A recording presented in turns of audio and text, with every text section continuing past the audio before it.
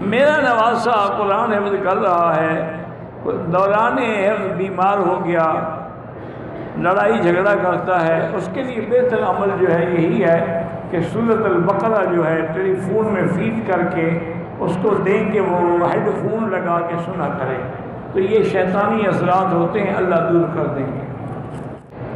کہتے ہیں جی کہ میرے بیٹے اور بیٹیوں نے ایک ہی آدمی سے کار اور زمینوں کا سودا کیا، اس نے پوری رقم لے لی، 5 سال گزر گئے اور کاغذات نہیں دیتا، اللہ سے دعا کریں۔ اور علماء نے یہی لکھا ہے کہ مشکل جب پیش آئے تو حسبنا اللہ و نعم الوکیل، یہ پڑھا کریں۔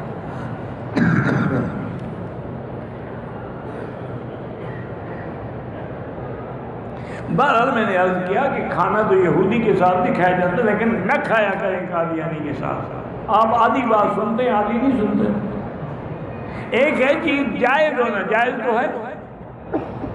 اب ہمارے ہندوستان میں کتنے بڑے بڑے علماء ہیں بیچارے، ان کو ہندوؤں کے ہوٹل سے کھانا پڑتا ہے۔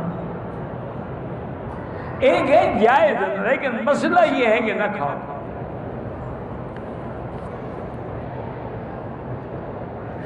ایک عمرہ دونوں کے لیے نہیں، والد کے لیے الگ، والدہ کے لیے الگ۔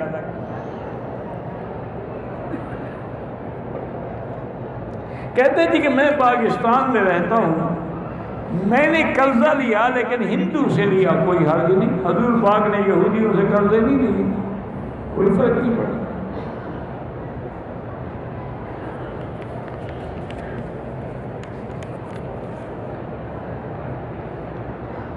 میں کئی سال سے بیمار ہوں، مختلف بیماریاں ہیں، اللہ آپ کو شفاء کاملہ عطا فرمائے، اللہ ہر بیمار کو شفاء کاملہ عطا فرمائے۔ میری بیٹی بیماریوں سے بچنے کے لیے سب سے بڑی چیز تو زمزم ہے، اور اگر آپ کو اپنے ملک میں زمزم نہ ملے تو سورۃ فاتحہ تو ہے، ہر نماز کے بعد 7 دفعہ سورۃ فاتحہ خود پڑھ کے پانی پہ دم کر کے پی لیا ہے۔